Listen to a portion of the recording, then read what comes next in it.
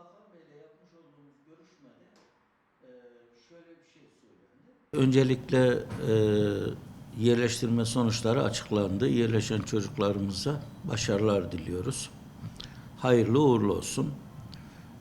Bu yıl sınavda farklı bir sistem uygulanmıştı. Bunlardan birincisi barajlar kaldırıldı. Hem ön lisansta hem de lisans sınavında baraj kaldırıldı. Ve aşağı yukarı geçen yıllarla mukayese edildiği zaman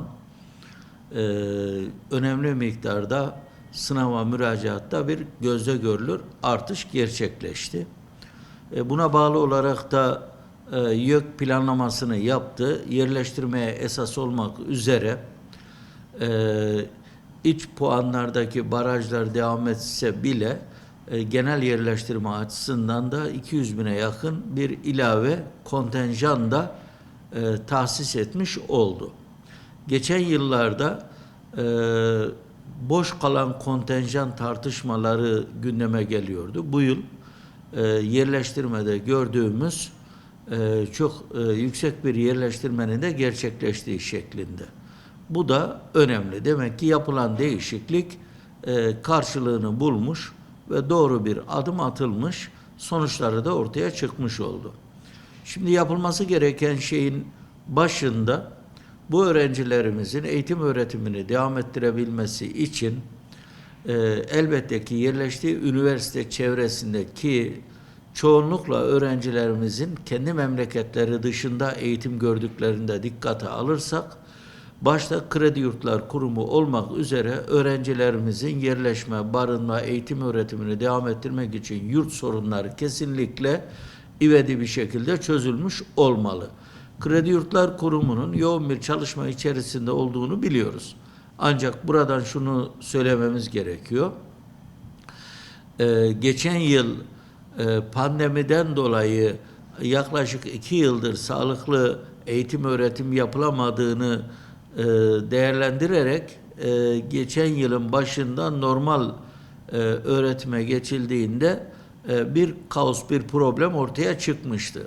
Esasında ülke olarak dünyada oransal anlamda en fazla yüksek öğretime yurt ve barınma ihtiyacını karşılayacak tedbirleri alan ülkelerden birisiyiz. Ama buna rağmen geçen yıl çok ciddi problemler oldu. İşte otel odalarında belli bir süre kalmak zorunda kalan veya bir yakınının yanında kalmak zorunda kalan ve bir mağduriyet yaşayan öğrenci grubumuz vardı. Bu yıl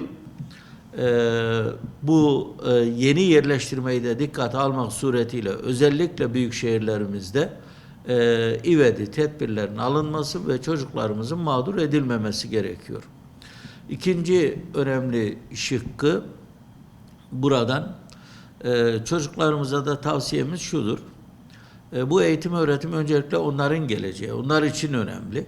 Onun için de yerleşmiş olduğu alanda en iyi eğitim almak suretiyle eğitimini tamamladıktan sonra hayata atılmak için kendilerine hazırlamaları gerekiyor. Bu anlamda da evlatlarımız belki çok arzu ettiği başka bölümler olabilir ama ona yerleşememiştir de bir başka bölüme yerleşmiş. Bu da onun tercihleri arasında. Çünkü nihayetinde kendisi tercih yapıyor.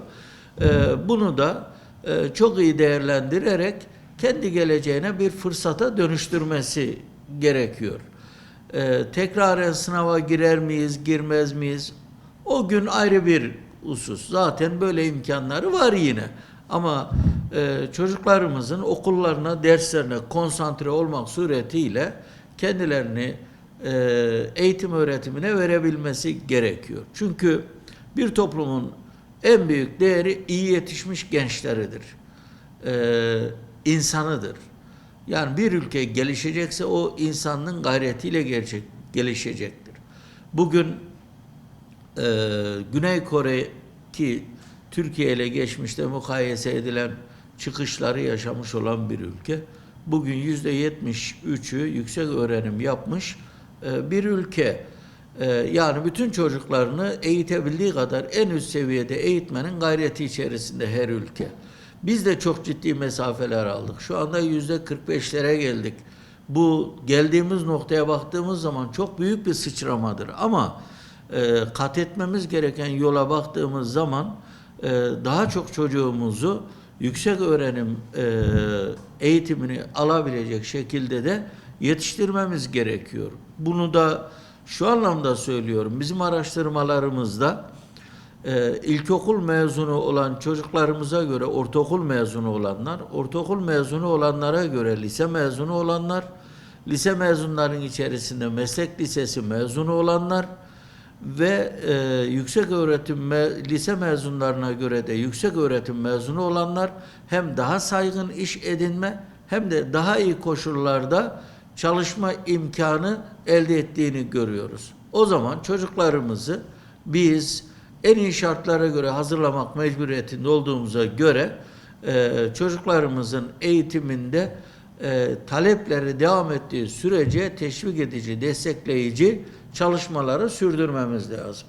Bu anlamda da çocuklarımıza düşen eğitim öğretime odaklanıp kendilerini başarılı noktaya taşıyacak eğitimi alabilmeleri, devlete düşen çocuklarımızı hiç kimseye muhtaç etmeden nasıl burs, kredi vesaire destekleriyle destekliyorsa aynı zamanda konaklama ve benzeri hususlarda özellikle ilk yıllarda bu çok önemlidir.